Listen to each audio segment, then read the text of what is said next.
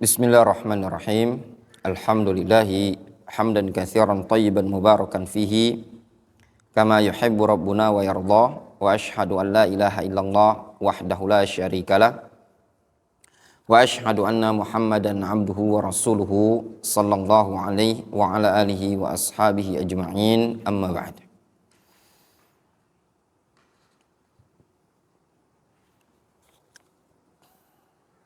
Di hadapan antum ini ada kitab namanya Taqribul Ajrumiyah. Taqrib al-Ajrumiyah lil mubtadi'in bi syarhin mukhtasarin wa muyassarin lil marhala al-asasiyah. Buku ini ditulis oleh Abu Sa'id Mukhtar Ibnu Sa'id Al-Hadrami. Ya.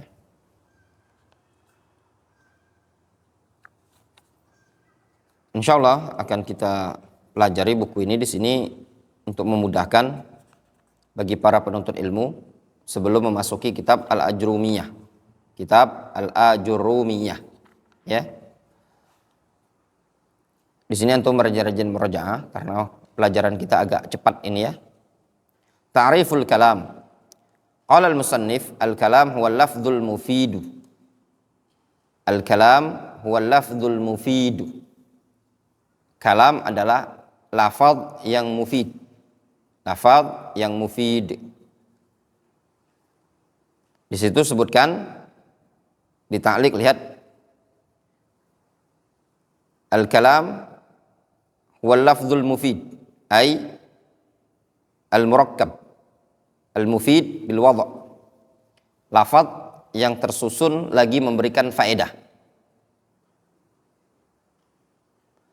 Asy-syarah qauluhu huwa al-lafzu ay as-saut al-mustamil ala ba'dil hurufil hijaiyah.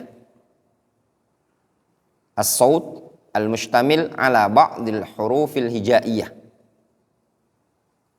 Suara yang mencakup pada sebagian atau meliputi sebagian huruf hijaiyah. Allati awwaluha al-alifu wa akhiruha al-ya. Yang mana awal dari huruf tersebut adalah alif dan akhir dari huruf tersebut adalah ya. Awalnya adalah alif, akhirnya adalah ya. Siapa yang hafal? Man yahfad al-huruf al-hijaiyah?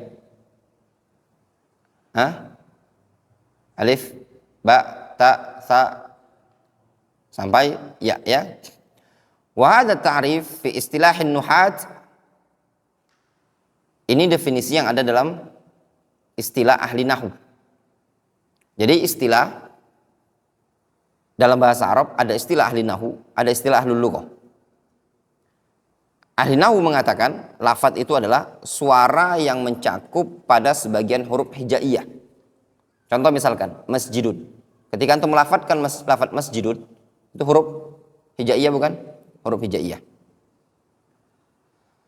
Wa amma fil lughah, adapun definisi kalam, ya, dalam ilmu bahasa, secara bahasa, fahuwa nutqun mufhim, pengucapan yang difahami, nutqun mufhim, ya.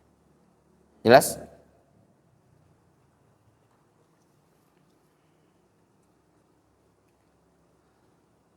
Atau nutqun mufham, ucapan yang difahami. Qauluhu al-mufid ay al-mufhim. Mufid, mufhim. Bisa memahamkan orang yang mendengarnya. Maknan, secara makna.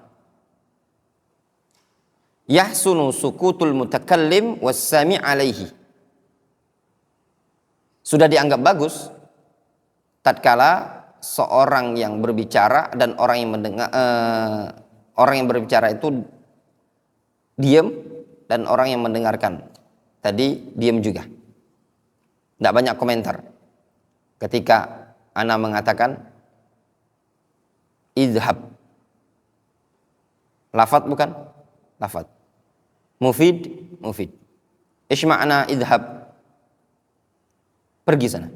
Faham antum? Hal fahimtum lafaz idhab? Faham kan? Nah, itu tadi. Bihaitsu anna as-sami' yafham al-kalam wa la yantazir ghairahu. Dari sisi orang yang mendengar, dia faham ucapan tersebut dan tidak menunggu omongan yang lain. Ketika seseorang al-mutakallim mengatakan idhab, ijlis, qum, hal fahimtum? Wa idza fahimtum fa innal kalam mufid. Difahami? Jelas? Wadih ya?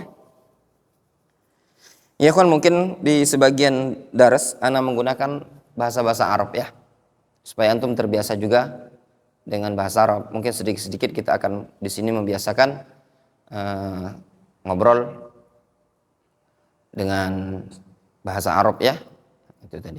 Jadi antum supaya terbiasa. Ya nggak apa-apa, antum jawab sepotong-sepotong. Difahami? Misalkan anda tanya, aina aulia, aina Abdul Hakam, antum jawab misalkan huwa marid atau huwa fil hammam, dalam kamar mandi, yang gampang, simpel-simpel ya. Misalkan anda nanya hal ta'asyaitum, apakah kalian sudah makan malam, antum jawab na'am misalkan, dan yang semisalnya ya. As'ilah, ma huwal kalam, ma huwal lafdhu, ma ma'na mufid. Ada pertanyaan, ma huwal kalam, ma huwal lafdhu, ma ma'na mufid. Ya. Ini antum jawab nanti ya. Tamrin, latihan. Letakkan sod amam al jumlah al mufidah. Sod itu soab. Amam itu di depan al jumlah al mufidah, di depan jumlah yang berfaedah.